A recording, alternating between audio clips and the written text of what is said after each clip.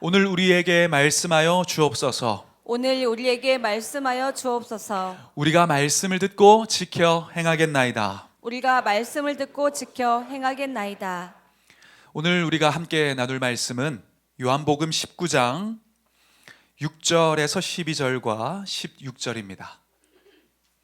요한복음 19장 6절에서 12절과 16절을 저와 여러분이 번갈아 가며 교독하겠습니다.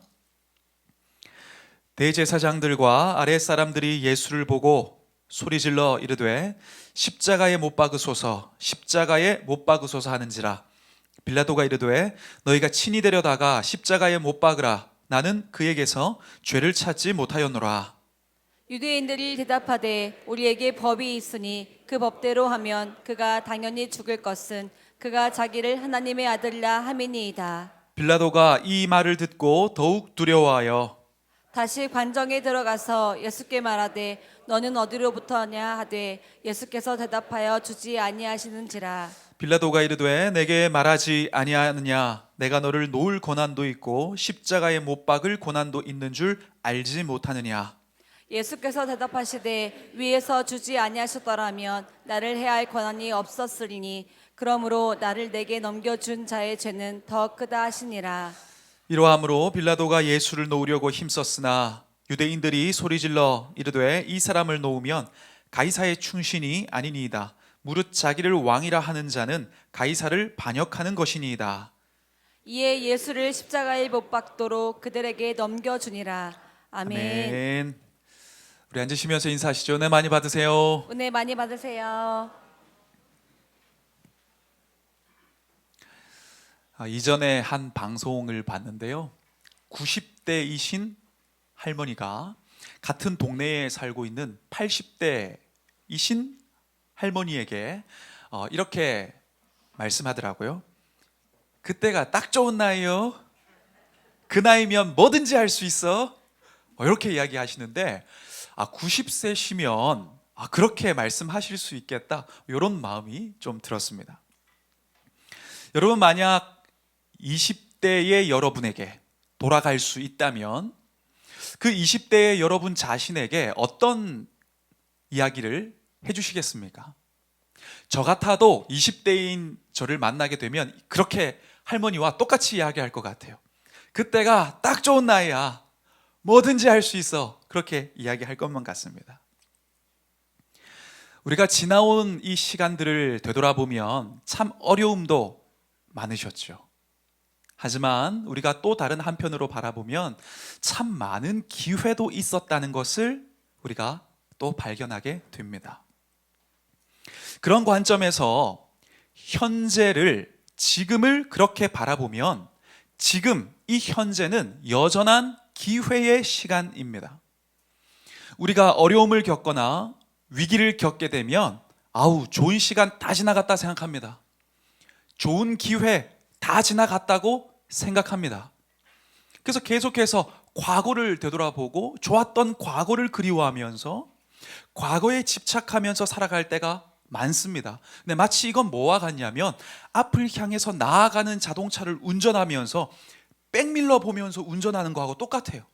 그때가 좋았는데, 그때가 기회였는데, 그때가 행복했는데. 그러나 우리는 백밀러를 보지 않고 정면을 주시하고 앞으로 나아가야 됩니다. 그렇다면 여러분에게 이 기회라는 것은 어떤 의미이십니까? 대부분 많은 사람들은 좋은 상황과 조건이 나에게 주어진 상태를 기회라고 생각합니다. 하지만 영적 관점에서 보면 좀 다릅니다.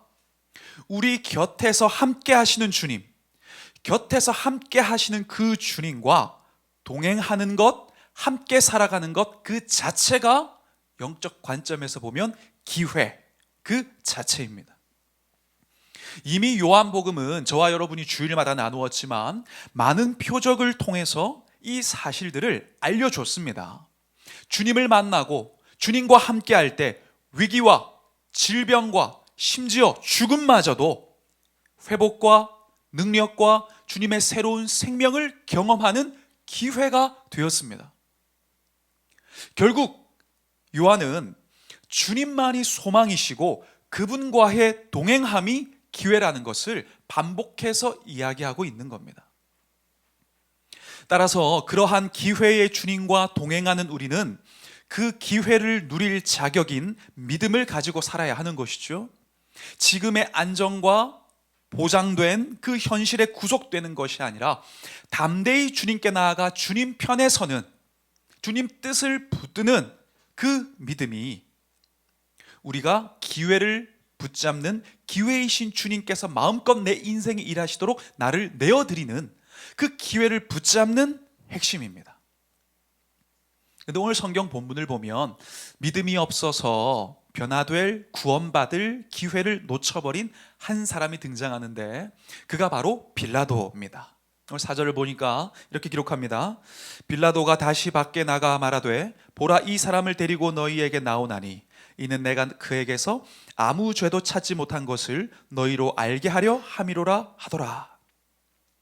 예수님께서 십자가에 달리시기 전날 그 밤에 종교 지도자들과 이 유대인들은 예수님을 붙잡았습니다. 가룟 유다 배신했죠.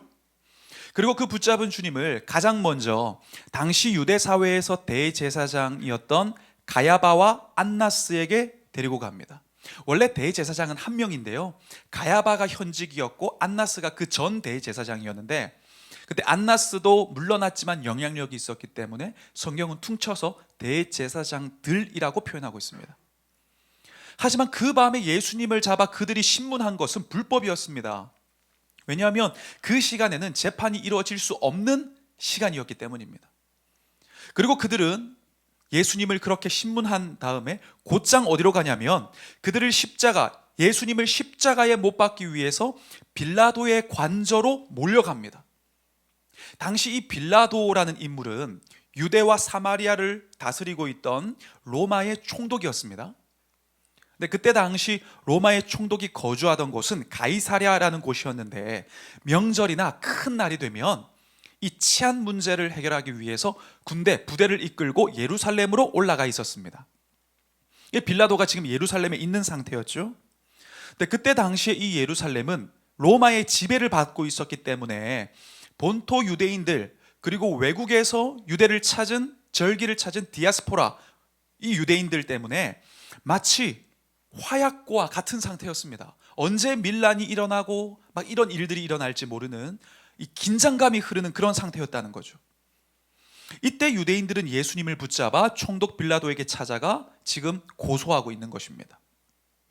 사실 빌라도는 이 예수님을 쭉 조사하는 과정 가운데서 주님이 무죄라는 것을 너무 잘 알았습니다. 죄가 없었어요. 자기가 봐도 죄로 지목할 수 있는 게 없었어요. 심지어 주님과 대화를 나누면서 그분의 모습과 그 예수님의 권세 있는 이 말씀에 굉장한 두려움까지 느꼈습니다. 그래서 여러 번 우리 성경을 보면 빌라도가 예수님이 무죄다, 이 사람 죄가 없다라는 것을 반복해서 몇 번을 이야기합니다. 그 무죄라는 것을 밝히면서 예수님을 풀어주려고 했어요. 근데 그렇게 하기에는 이 유대인들의 저항이 너무 컸던 거죠. 잘못하면 그 유대인들의 그 흥분과 광분으로 인해서 빌라도의 입장에서 보면 자기가 지금까지 잘 총독의 자리를 유지하고 여기까지 왔는데 이걸 박탈당할 수 있는 상황까지 지금 되었습니다. 그래서 빌라도는 결국 예수님을 십자가에 못 박는 데에 내어주게 됩니다. 그러나 우리가 인생을 살다 보면 우리에게도 마찬가지로 이러한 깊은 밤의 위기 상황은 찾아온다는 것입니다. 여러분, 이 위기라는 것은 예고하고 오지 않고 마치 빌라도의 관저에 유대인들이 막 몰려든 것처럼 갑자기 내가 예측하지 못한 시간에 내 인생의 담을 타고 넘고 들어와서 내가 원하지 않았던 방법으로 나의 삶과 생각과 과거에 쌓아왔던 모든 것들을 막 뒤흔들기 시작합니다. 그러나 그때 우리는, 기회의 주님과 함께하는 우리는 그러한 위기 속에서도 주님께서 의도하셨고 주님께서 계획하신 그 기회, 숨겨져 있는 기회를 발견해야 합니다. 우리가 말씀처럼 주님의 뜻대로 부르심을 입은 자들의 인생에는 모든 것이 합력하여 선을 이룬다는 그 믿음 안에서 그것을 통해서도 우리의 인생 가운데 완성하실 주님을 신뢰하는 믿음으로 그곳 가운데 숨겨진 은혜의 기회를 붙잡아야 한다는 것입니다. 여러분, 우리가 어떤 상황 가운데 있든지 기회의 주님과 우리가 함께 하시니 그 주님의 의도하신 기회를 믿음으로 꽉 붙잡는, 누리는 그런 은혜의 주인공들이 되시기를 축복합니다. 그래서 오늘은 기회의 주님을 만나려면 우리가 어떻게 해야 될까? 우리가 기억해야 될 두 가지를 나누고자 합니다. 첫 번째는 능력의 축을 옮겨야 한다는 사실입니다. 이 능력이 누구에게 있는가? 나에게 있는 이 축을 주님께로 옮겨야 된다는 거죠. 오늘 10절 이하의 말씀을 보니까 이렇게 기록되어 있습니다. 빌라도가 이르되 내게 말하지 아니하느냐? 내가 너를 놓을 고난도 있고 십자가에 못 박을 고난도 있는 줄 알지 못하느냐? 유대인들은 지금 주님을 붙잡았습니다. 그리고 빌라도 앞에 나아갔습니다. 그때에 예수님을 정치범으로 몰고 갔습니다. 이 사람은 유대인들을 선동해서 지금 로마로부터, 당신의 나라인 로마로부터 독립운동을 하려고 하는 그런 정치범이다. 왜? 이 로마가 제일 거기에 민감하거든요. 여러 많은 나라들을 통치했기 때문에 이 밀란이 일어나는 것에 가장 민감했습니다. 그러니까 예수님을 그런 죄목으로 고소를 했고, 그래야 로마법으로 사형시킬 수가 있었어요.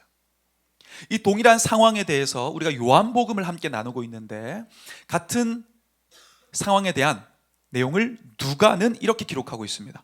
누가복음 23장 1절 이하를 보니까 무리가 다 일어나 예수를 빌라도에게 끌고 가서 고발합니다. 고발하여 이르되 우리가 이 사람을 보매 우리 백성을 미혹하고 가이사, 로마의 황제입니다, 가이사에게 세금 바치는 것을 금하고 있다. 그러니 죽여야 된다. 정치범이다. 반란범이다. 지금 이렇게 이야기하는 거예요. 하지만 실상 주님을 재판했던 이 빌라도, 신문을 하면 할수록 예수님의 이 죄를 찾지 못했을 뿐만 아니라 압박과 두려움을 느꼈다는 거죠. 심지어 이 유대인들이 예수님을 붙잡아 와서 빌라도에게 뭐라고 소리쳤냐면 이 자가 하나님의 아들이라고 했다. 이렇게 외쳤습니다. 신성모독이라는 거죠. 이 자가 지금 하나님의 아들이라고 자기 스스로를 칭한다. 막 이렇게 외쳤는데 오히려 그 말이 빌라도에게는 두려움으로 다가왔습니다. 왜냐하면 예수님과 함께 할수록 그럴 수 있겠다는 생각이 들었거든요. 이에 대하여 7절 이하를 보니까 이렇게 기록합니다. 유대인들이 대답하되 우리에게 법이 있으니 그 법대로 하면 그가, 예수님입니다, 그가 당연히 죽을 것은 그가 자기를 하나님의 아들이라 함이니이다. 빌라도가 이 말을 듣고 더욱 두려워했다. 그러니까 이미 두려운 상태 가운데 있는데 하나님의 아들이라고 외치니까 더 두려워진 거예요. 심지어 당시에 이 꿈은 신의 계시로 인정되기도 했는데 빌라도의 아내가 꿈을 꿉니다. 그리고 그 꿈을 빌라도에게 이야기하면서 이렇게 강조해요. 마태복음 27장 19절을 쉬운 성경으로 보니까 저 죄 없는 사람에게 아무 일도 하지 마세요. 어젯밤 꿈속에서 제가 이 사람 때문에 몹시 고통을 받았습니다. 내 꿈에서 저 사람은 죄가 없다는 걸 느꼈으니까 절대 손대지 말라고 아내까지 그렇게 이야기하니 얼마나 빌라도의 마음이 달라질 수 있는 그런 기회가 온 것입니까? 이쯤 되면 빌라도가, 그렇다면 왜 빌라도가 예수님을 믿지 않았나?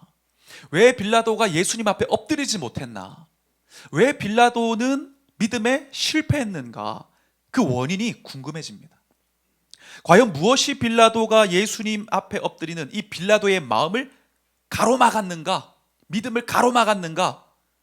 그것을 가만히 살펴보면 1차적인 원인이 바로 자신의 가능성 때문에, 빌라도 자신이 할 수 있는 가능성 때문에 오히려 스스로 막힌 거예요. 그의 권세, 그의 힘을 믿는 자만이 그를 예수님 앞에 엎드리지 못하게 했습니다.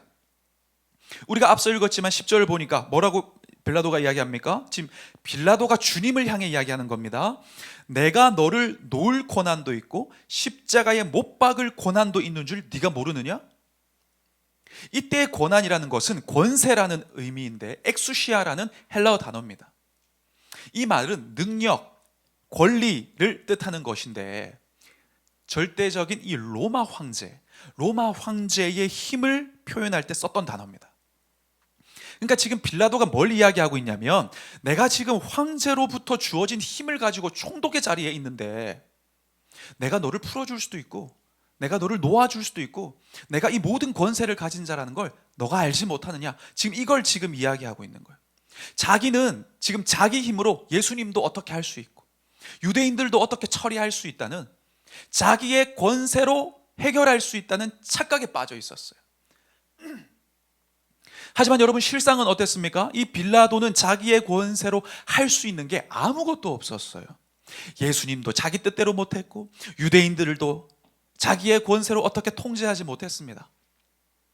모든 상황은 하나님이 계획하신 대로 십자가에 예수님을 내어주시고 우리의 죄를 사하시려는 그 하나님이 약속하신 대로 그 하나님의 계획을 선포하신 예수님의 말씀대로 그냥 그대로 이어지고 나아가고 있을 뿐이었습니다. 그 속에서 빌라도의 권세를 가지고 했던 열심은 다 헛수고였다는 거예요. 우리가 이런 일련의 맥락을 보면서 우리는 기억해야 합니다. 은혜의 기회, 이 기회를 우리가 붙잡고 누리려면 능력의 축을 주님께로 옮기는 이 전환의 믿음이 우리에게 필요하다는 거예요. 내가 할 수 있고 내가 풀어낼 수 있고 내가 다 해결할 수 있다는 이 자아가 완전히 깨트려지는 이 전환의 믿음이 필요합니다.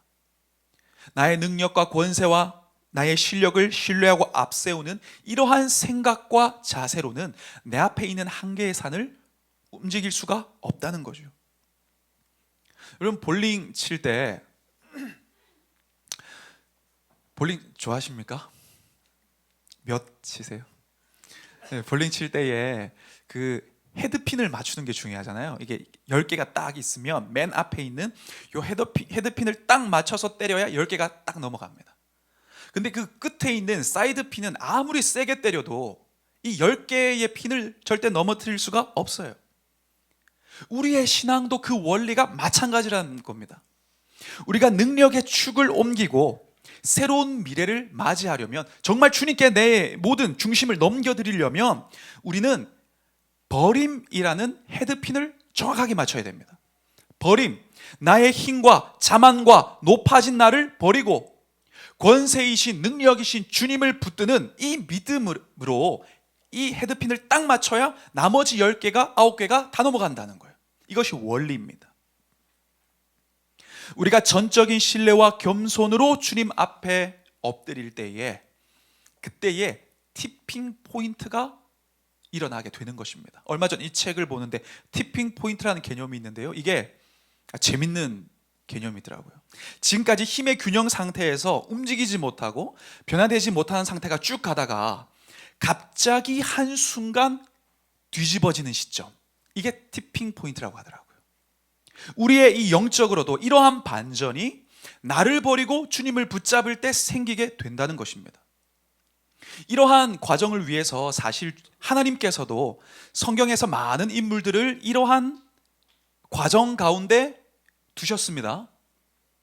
가령 이 애굽의 왕자 모세 같은 경우에도 우리가 잘 아는 이야기죠. 하나님께서 모세를 40년 광야 생활을 하게 하셨습니다. 양치기로 살게 하셨어요. 왜 그렇습니까? 애굽의 왕자로 살고 있으면서 자기 몸에 들어가 있던 이 모세의 자만, 이 자아를 완전히 깨트려서 힘을 쫙 빼려고 하신 거예요. 모세가 원래는 자기 나라를 구원하기 위해서 막 애굽 사람들 주먹으로 때려 죽였잖아요. 그 힘을 다 빼는 겁니다. 왜냐하면 출애굽이라는 것은 하나님만 의지했을 때, 오직 하나님만 붙들었을 때 가능한 일이었기 때문입니다. 여러분 모세가 손을 이 지팡이를 내미니까 홍해가 갈라졌습니다. 지팡이로 치니까 반석이 물이 터져 나왔습니다. 그리고 만나와 메추라기로 주님께서 그들을 먹이셨습니다. 근데 이걸 사실 모세가 책임지고 모세가 인도하고 모세가 다 해내려고 했다면 모세는 금방 지쳐서 탈진하고 도망갔을 거예요. 죽거나 도망갔거나. 그래서 미리 너가 안 돼. 처음 부르실 때부터 네가 하는 거 아니야. 계속 힘을 빼시는 거예요. 능력의 축을 옮기셨어요. 우리의 배경을 믿지 말고 능력의 축을 주님께로 옮기는 지혜가 있으시길 축원합니다. 주님의 옷자락을 붙들어야 살겠다고 생각했던, 그래서 그 주님의 옷자락을 붙들었던 여인과 같이 인생의 주권자이신 주님을 붙들 때 그곳이 생명의 자리, 반전의 자리가 될 줄 믿습니다. 조지 마티스 목사님께서 이런 글을 남기셨어요. 이제 참 좋아하는 문구인데, 내 영혼아 꿇어 엎드리는 장소를 피하지 마라. 그곳이야말로 왕을 뵙기 위하여 옷을 갈아입는 곳이다. 과거의 위인들에게 가장 잊지 못할 풍요의 자리가 어디였는가 물어보라. 그들의 대답은 내가 엎드린 차가운 바닥이라 답할 것이다. 우리 역시 그 자리에서 능력의 주님을 만나는 기회를 붙든 우리가 되었으면 좋겠습니다. 한편 그렇게 자기의 힘으로 문제를 다 해결하려고 했던 이 빌라도, 근데 이 빌라도가 결정적으로 실패한 이 원인이 있습니다. 바로 미래에 대한 두려움 때문이었어요. 이 지금 당시에 예수님을 십자가에 못 박으려고 예수님을 붙잡아왔던 이 유대인들이 빌라도를 향하여 뭐라고 협박하냐면 이렇게 이야기합니다. 12절 이하를 보면, 이러함으로 빌라도가 예수를 놓으려고 힘썼으나, 이 빌라도는 지금 놓아주려고 하는 거예요. 근데 유대인들이 소리질러 이르되 이 사람을 놓으면 가이사의 충신이 아니니이다. 무릇 자기를 왕이라 하는 자는 가이사를 반역하는 것이니이다. 반역, 확 꽂혔겠죠. 이 워딩이 확 꽂혔을 겁니다. 반역이라고? 그러니까 지금 반란범인 예수님을 죽이지 않으면 당신도 반역자를 살려준 당신도 고소할 거야. 이렇게 되니까 이 빌라도가 못 견디는 거예요. 이게 유대인들의 바로 비장의 카드였습니다. 빌라도와 가이사가 어떤 관계인지 알았고, 빌라도에게 가이사가 얼마나 절대적인 존재인지를 알았기 때문에 이 관계를 가지고 지금 이용하는 거예요. 당신도 반란범이야. 빌라도는 자기의 이 정치 생명을 다 포기하기까지 끝낼 각오로 예수님을 선택할 마음까지는 없었습니다. 치열하게 이뤄온 그 자기의 자리를 내어놓을 만큼, 포기할 만큼 예수님 편에 설 믿음도 마음도 없었습니다. 그렇게 하기에는 빌라도 자신이 인간적으로 지불해야 되는 이 기회비용이 너무 크다고 생각한 거예요. 그러나 우리가 기억할 것은 이것입니다.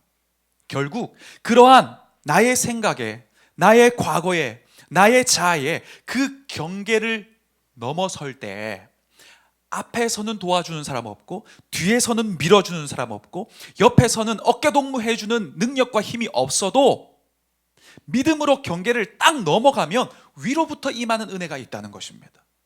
하나님이 열어주시는 그 은혜가 있다는 거예요. 이 손해보지 않는 경계선, 딱 그 경계선 안에서 보장된 안정을 누리는 게 지혜가 아니라 담대히 주님 편으로 경계를 넘어 나아가는 것이 지혜임을 기억하시기를 축원합니다. 여러분, 축구할 때, 우리 축구 잘하시는 분도 계시지만 여러분 축구할 때 그렇잖아요. 골 넣으면 어떻게 됩니까? 내가 그냥 그 자리에 가만히 서 있으면 아무 일도 일어나지 않습니다. 태클 안 당하려고 가만히 서 있으면 오히려 태클 당합니다. 그렇죠? 그러면 골을 넣기 위해서는 어떻게 할 각오가 돼 있어야 돼요? 넘어질 각오가 돼 있어야 돼요. 내가 한참을 뛰어가다가 태클도 당하고 막히기도 하고 부딪히기도 하고 한계도 만나고, 그래서 넘어질 각오를 하고 뛰는 겁니다. 그렇게 뚫어내고 뚫어갈 때에 골을 넣을 수 있는 거죠. 우리의 신앙도 마찬가지입니다. 우리에게 필요한 것은 계산기가 아닙니다. 딱딱딱딱딱 두드려서 이 정도 헌신하고 이 정도 따르고 이 정도 믿으면 나에게 어느 정도 유익이 될 건가, 이 이해관계를 따지는 게 필요한 것이 아니라 그런 영적으로 고갈된 사고로는 은혜의 목격자로 남을 수밖에 없어요. 은혜의 수혜자, 누리고 열매 맺고 하나님의 기회를 경험하는 그 주인공이 아니라 그냥 목격자, 구경꾼으로 남을 수밖에 없다는 거예요. 위로부터 임하는 은혜를 경험하기 위해서 필요한 것은 경계를 넘는 겨자씨만한 믿음입니다.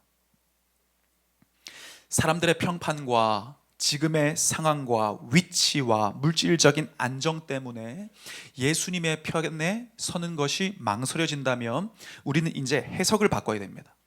물질과 그 안정 때문에 내가 보호받고 있는 게 아니라 오히려 그 물질과 안정 내가 지키려는 것에 내가 지금 고립되어 있는 거예요. 그게 나를 보호해 주는 게 아니라 오히려 내가 거기에 고립돼서 더 나가지 못하는 거예요.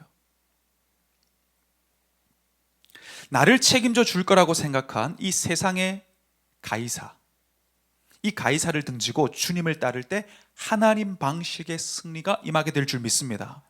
그러니 담대하시고 사방으로 우겨싸움을 당해도 위로부터 부어주시는 은혜를 갈망하며 전진하며 나아가는 우리가 되기를 축원합니다. 여러분, 요한복음을 통해서 결국 우리에게 계속 주시는 메시지가 무엇입니까? 은혜를 누리는 이 기회는 항상 좋을 때 오는 게 아니라는 거예요. 포도주가 떨어졌을 때, 나사로가 죽었을 때, 오늘 이야기처럼 이 위치에, 자리에 대한 위기가 왔을 때, 이때 진짜 기회가 오더라는 거죠. 여러분, 그러니까 우리가 현실에 발목 잡혀서 살아가는 이러한 생존 본능으로 살 것이 아니라 우리는 믿음으로 자유해야 할 줄 믿습니다. 나의 그 선택으로 인하여 잃어버릴 가이사를 염려하지 마시고 나의 그 결단을 통하여 기뻐하실 주님을 믿음으로 바라보시고 나아가는 겁니다. 이전에 누가 그러시더라고요. 아이고 죽겠네 그러지 말래요. 죽게 있네 그러래요. 생명 죽게 있습니다. 믿으십니까? 능력은 죽게 있습니다. 믿으십니까? 그 믿음으로 끝까지 가는 겁니다. 능력의 축을 옮기시고 주님만 붙드는 믿음이 우리의 믿음이 되어 기회의 주님 만나는 여러분 되시길 축원합니다. 우리가 한 가지 더 기회의 주님을 만나려면 한 가지 더 기억할 것은 희망의 판을 바꿔야 된다는 거예요. 우리 15절로부터 16절까지를 같이 한번 읽어보겠습니다. 시작. 빌라도가 이르되 내가 너희 왕을 십자가에 못 박으랴. 대제사장들이 대답하되 가이사 외에는 우리에게 왕이 없나이다 하니 예수를 십자가에 못 박도록 그들에게 넘겨주니라. 빌라도가 예수님을 십자가에 못 박을지 유대인들에게 물어봤습니다. 이 질문 왜 했을까요? 똑같은 답일 건데 아무튼 질문했습니다. 그러니까 이 대제사장들이 뭐라고 딱 반응하냐면 가이사 외에는 우리에게 왕이 없습니다. 뭔 말입니까? 가이사를 반란한 이 반란범은 가이사 왕이신 가이사의 영광을 위하여 반드시 저 예수 죽여야 됩니다. 지금 이 말인 거죠. 가이사 외에는 우리에게 왕이 없습니다. 이게 대제사장의 입에서 나올 말입니까? 여러분, 이스라엘의 진짜 왕이 누구십니까? 하나님이시죠. 우리가 수요 생수 예배 그 사사기 하면서 맨날 그 이야기 하잖아요. 하나님 왕이신데 소견대로 옳은 대로 사니까 나라가 무너지는 거 아닙니까? 그런데 최고의 종교 지도자들이었던 그들이 자기의 목적과 안위를 위해서 지금 하나님의 이름을 팔아버리는 거예요. 당시의 왕은 곧 신격화되고 있었습니다. 근데 우리에게 왕이 가이사밖에 없대요. 사실 이 대제사장들은 사두개인들이었습니다. 뭐 바리새인, 사두개인, 열심당원들 그때 막 자기들의 분파가 있었는데 이 사두개인들은 내세를 믿지 않았습니다. 그러니까 희망을 어디에 두는 거예요? 이 땅에 두는 거예요. 내가 지금 살면서 배불리고 호화롭게 살고 위치가 올라가는 여기에 희망이 있었고 그 희망을 성취하기 위해서는 인기를 끌어가고 하나님의 아들인 것처럼 보이는 예수는 죽어야 되는 대상이었어요. 그래야 자기 것 지킬 수 있으니까. 이 탐욕이 수치스러운 고백을 하게 한 겁니다. 이러한 관점에서 보면 빌라도나 지금 대제사장이나 똑같은 거예요.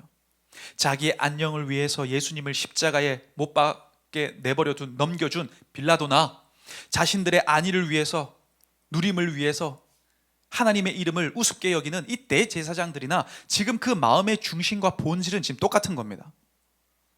여기서 우리는 한 가지를 깨닫게 됩니다. 결국은 판이 바뀌지 않으면 삶도 바뀌지 않는다는 거예요. 희망의 판이 바뀌어야 삶도 바뀌는 것입니다.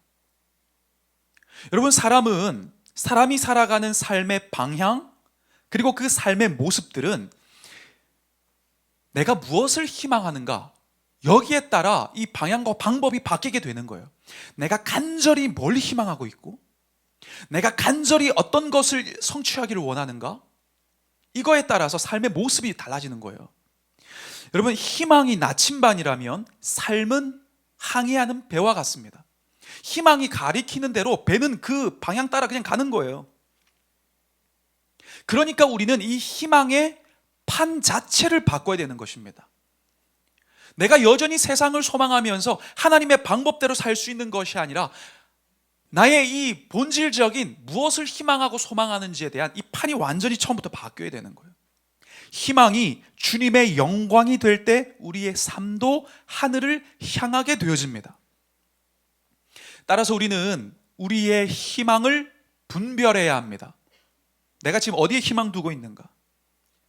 세상의 왕 가이사가 줄 더 높은 자리의 기회와 배불릴 기회에 우리의 인생을 걸지 마시고 영원한 평안과 기쁨과 승리의 영광의 기회를 주시는 주님께 희망을 거는 그런 지혜로운 성도가 되시기를 축원합니다. 판이 바뀌어야 됩니다. 헨리 포드가 자동차 대량 생산했잖아요. 그 전까지는 마차가 대세였다고 하죠. 일반적인 교통수단이 마차였으니까 이 마차업을 하는 사람들이 큰 돈을 벌었대요. 근데 어느 날 자동차가 막 대량 생산되기 시작하니까 자기들끼리 이제 회의를 한 거죠. 이게 어떻게 되냐. 그 회의의 내용이 이런 거였대요. 말 2마리를 말 4마리로 바꾸자. 마력을 높이자. 그리고 마차의 이 재질을 가벼운 나무로 교체하자. 또 승객이 가지고 탈 수 있는 이 짐의 무게를 제한하자. 뭐 이런 식의 이제 방법들을 쫙 나눴다는 거죠. 그러나 결국 마차를 빨리 팔고 자동차로 갈아탄 회사가 살아남았습니다. 여러분, 낙엽에다가 색칠한다고 산잎이 되는 게 아닌 거예요. 결국은 우리의 본질의 이 희망의 판 자체가 바뀌어야 됩니다. 우리의 육체는 잠깐 거주하는 장막과 같고 이후에는 영원히 주님과 함께할 그날, 그 나라를 우리는 맞이하게 되어지니 우리는 이 땅에서 희망을 거는 것이 아니라 그 영원히 함께할 그 주님과 그 나라에 우리의 희망의 포커스를 맞춰야 된다는 거죠. 그래서 예수님께서도 본디오 빌라도에게 이렇게 이야기하신 거예요. 18장 36절 보니까 예수께서 대답하시되 내 나라는 이 땅에 속한 것이 아니니라. 주님의 나라는 이 땅에 속한 것이 아닌 것입니다. 이 땅에 속한 것이면 주님도 주님의 방법을 쓰셨겠죠. 당장 그 나라 다 뒤집었겠죠. 본디오 빌라도 때려 죽이고 황제 가이사까지 다 내려앉혔겠죠. 그러나 그렇게 하지 않은 것은 이미 판 자체가 틀렸기 때문이에요.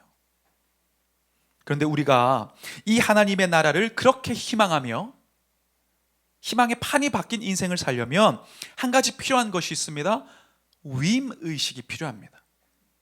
지금 내가 가진 모든 것은 이 땅에서 그러한 주님의 목적, 내가 구원받은 목적, 즉 사명을 이루기 위해서 나에게 위임되어진 모든 것은 위임되어진 것이라는 이 위임의식, 이걸 의식하며 살아야 된다는 것입니다. 우리가 가진 지위, 물질, 능력, 사회에서의 직책, 여러분 뭘 가지셨습니까? 그건 위임받은 것입니다. 내가 열심히 노력해서 획득한 것 같지만 모든 주권을 가지신 하나님에 의하여 허락된 것입니다. 이 굉장히 관점의 차이인 거죠. 성경은 분명히 이렇게 말씀합니다. 역대상 29장 11절 이하를 보니까 여호와여 위대하심과 권능과 영광과 승리와 위엄이 다 주께 속하였사오니 천지에 있는 것이 다 주의 것이로소이다. 여호와여 주권도 주께 속하였사오니 주는 높으사 만물의 머리이심이니이다. 부와 귀가 주께로 말미암고 또 주는 만물의 주제가 되사 손에 권세와 능력이 있사오니 모든 사람을 크게 하심과 강하게 하심이 누구의 손에 있습니까? 주의 손에 있나이다. 그러니까 세상을 보면 사람들이 소유권을 가진 것 같지만 사실 권한이 하나도 없는 거예요. 내가 지금 엄청나게 건강을 해서 야, 나 건강만큼은 자신 있지 내일 어떻게 될지 하나도 모릅니다. 내가 소유한 것 같지만 위임받은 거, 임대하고 있는 겁니다. 모든 건 하나님으로부터 온 것입니다. 우리의 존재, 나라는 존재 자체도 십자가의 결과물입니다. 그것으로 인하여 그분의 소유인 거지 내가 내 게 아닙니다. 그래서 우리가 주님을 주님이라고 부르잖아요. 예수님을 주님 부르잖아요. 그건 내가 내 게 아니라는 거예요. 베드로전서 2장 9절을 보니까 이렇게 기록합니다. 그러나 너희는 택하신 족속이요 왕 같은 제사장들이요 거룩한 나라요 그의 소유가 된 백성이니. 그리고 우리가 이렇게 나의 존재마저도 주님께 이 땅의 사명을 위해서 위임받은 것이라는 것을, 그러니까 나는 나의 청지기인 거죠. 청지기의 이 진짜 소유주는 주님이십니다. 이걸 우리가 인정한다면 우리는 나 스스로에 대한 책임이 따른다는 거예요. 모든 위임에는 책임이 따릅니다. 나의 건강과 물질과 직책과 지혜와 할 수 있는 것과 은사와 재능과 모든 것은 주님의 거룩한 목적을 위하여 우리에게 주어진 것이니 우리는 마땅히 이것을 복음을 위하여, 주님의 기쁨을 위하여, 주님의 나라를 위하여, 주님의 그리스도는 머리시요 모든 것은 지체라는 몸된 교회를 세우고 섬기는 일에 우리가 이걸 잘 사용할 책임이 있는 거죠. 엄중한 책임이 있는 겁니다. 근데 본문의 대제사장들은 그런 책임 의식이 없었어요. 자신들이 그러한 자리와 위치와 직책에 있었지만 전혀 그런 위임 의식은 없었습니다. 단지 자신들의 배를 불리는데 관심이 있었습니다. 우리는 이러한 철저하게 실패한 대제사장들, 종교 지도자들의 모습을 보면서 우리는 복귀해야 합니다. 우리 바둑 둘 때 하나하나 두면서 복귀하잖아요. 뭐가 틀렸고 어디서 무너졌고 어디서부터 이게 망하기 시작했고 어디서부터 다음에 어떻게 수를 두어야 되고 다 복귀하잖아요. 복귀해야 됩니다.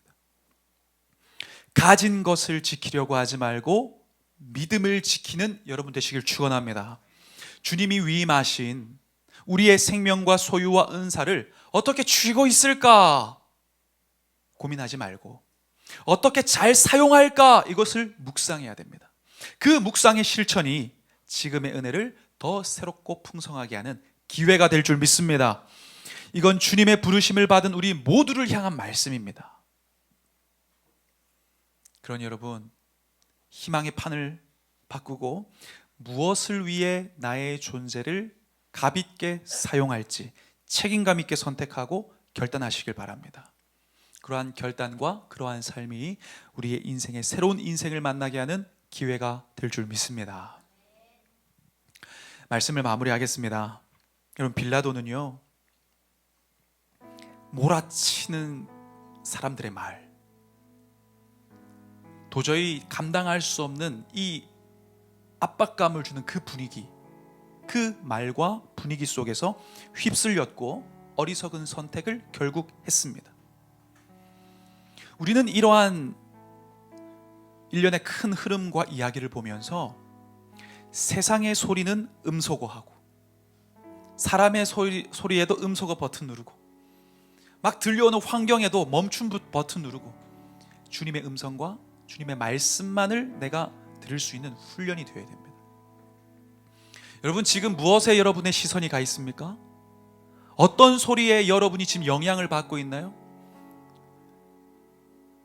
저 예수를 십자가에 못 박으라, 그 이야기에 지금 막 휩쓸리고 있지 않습니까?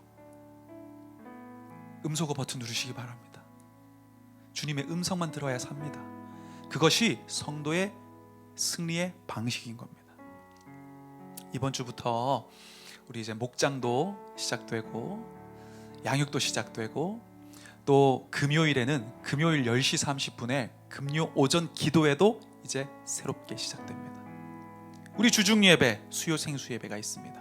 이러한 예배와 은혜의 시간을 통해서 영적인 헤드핀이 뭔지를 정확하게 분별하십시오.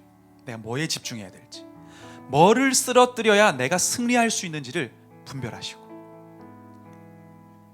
그 분별된 것을 살아내는 삶을 살아가셨으면 좋겠습니다. 여러분, 기회는 준비된 자가 붙잡는다고 하죠. 우리가 그 기회의 주님을 만나려면 오늘 두 가지 나누었습니다. 능력의 축을 주님께로 옮겨야 합니다. 희망의 판을 바꾸어야 합니다. 희망의 판부터 바뀌어야 됩니다. 우리가 능력이 주님께 있음을 믿고 그분 편에서 위임된 우리 존재를 잘 가볍게 사용하는 삶을 통해서 기회가 되시는 그 주님, 그 주님의 풍성한 은혜와 또 우리의 삶에 변화시키시는 그 은혜를 우리 모두가 누릴 수 있기를 주님의 이름으로 축복합니다. 기회의 주님은 여전히 우리 곁에 함께하고 계십니다. 오늘 주신 말씀을 기억하면서 우리 함께 이 찬양으로 우리의 마음을 주님께 함께 올려드립니다.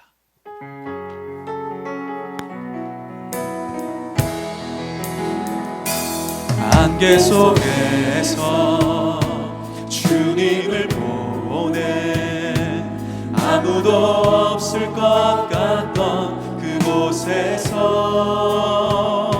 손 내미셔서 나를 붙드네 길 잃고 쓰러져가던 그곳에서 주 말씀하시네 내 손 잡으라고 내가 곧 길이요 진리 생명이니 나 그 길을 보내 주 예비하신 곳 다른 길로 돌아서지 않으리 예수의 길 그 좁은 길 나는 건데 주 잡고 그 무엇도 두렵지 않네 주님 주신 약속 내게 있으니 세상의 길 그 험한 길 승리하네 성령으로 그 무엇도 바라지 않네 저 하늘에 내 소망 있으니 예수의 길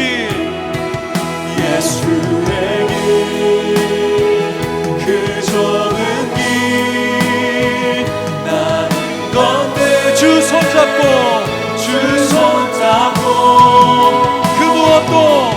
그 무엇도 두렵지 않네 주님 주신 약속 내게 있으니 세상의 길 그 험한 길 승리하네 성령으로 그 무엇도 바라지 않네 저 하늘에 내 소망 있으니 우리가 잠깐 기도하겠습니다. 여러분 여전히 내가 할 수 있다는 내가 이렇게 애쓰면 풀고 해결할 수 있다는 아직도 나의 힘을 붙들고 있는 그 마음이 완전히 우리를 엎드리지 못하게 하는 것입니다. 하지만 성경의 놀라운 위인들에게 물어보라 그 엎드린 자리가 바로 풍요함의 자리였다고 대답할 것이다 이야기했던 그 마티스 목사님의 이야기처럼 여러분 우리는 우리가 엎드릴 때 그 자리가 살리는 자리요 반전의 자리요 능력의 자리요 새로움의 자리였다는 것을 깨닫게 될 줄 믿습니다. 이 시간 여러분 어떤 마음의 근심과 문제가 있으십니까? 주님께 내어놓고 그 주님 편에 서서 우리가 희망의 이 판을 완전히 바꾸어 이제는 주님을 따라가며 주님의 기쁨과 영광을 위해서 살아가기를 결단하기를 소망합니다. 우리 이 마음을 가지고 우리의 삶과 존재를 주님께 맡기며 결단하며 우리 같이 한번 기도하겠습니다. 함께 기도합니다. 사랑의 아버지 하나님 우리가 이 땅을 살면서 하나님 내 인생을 주도하는 것 같은 그러한 가이사가 나의 희망인 것처럼 보이지만 하나님 우리가 희망의 판을 바꾸어 주님을 다시 바라보게 하시고 오늘도 우리를 향하여 손을 내미시는 그 예수님의 손을 붙잡고 믿음으로 그 좁은 길을 걷게 하여 주옵소서. 하나님 우리의 두려움과 염려는 이루실 주님께 맡겨드리며 하나님 앞에 부끄럽지 않은 위임받은 이 삶을 책임감 있게 잘 살아내게 하옵소서. 오늘 이 시간 염려하고 두려움과 근심 가운데 이 자리에 나온 모든 한 사람 한 사람, 하나님 권세가 주께 있으니 능력이 주께 있으니 주님의 옷자락 붙들므로 승리케 하시는 그 주님의 사랑과 한량없는 은혜를 경험하는 주님의 자녀가 되게 하여 주옵소서. 하나님 마음을 붙잡으시고 그 생각을 세우시고 그의 지친 어깨를 하나님께서 만지셔서 다시 예수의 사람으로 살아갈 수 있도록 하나님 힘과 능력을 도하여 주옵소서.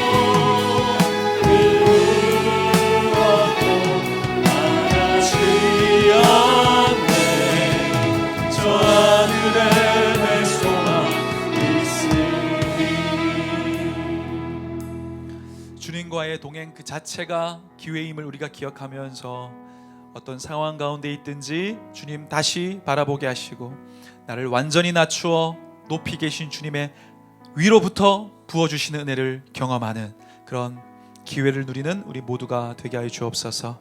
오늘 이 자리에 낙심과 근심과 염려와 많은 두려움 가운데 있는 분들이 있다면 하나님 그 한 사람 한 사람 주님 만나 주셔서 하늘의 문을 열어주시고 능력의 축을 옮길 수 있는 믿음을 주시고 그럼에도 희망을 주님께 두며 하나님의 영광을 위하여 모든 것을 걸어내고 살아가는 그러한 주님의 자녀로 살아갈 수 있도록 성령님 힘을 더하시고 오늘도 함께하여 주옵소서. 그렇게 우리를 붙드시는 주님께 감사드립니다. 예수 그리스도 이름으로 기도드립니다. 아멘.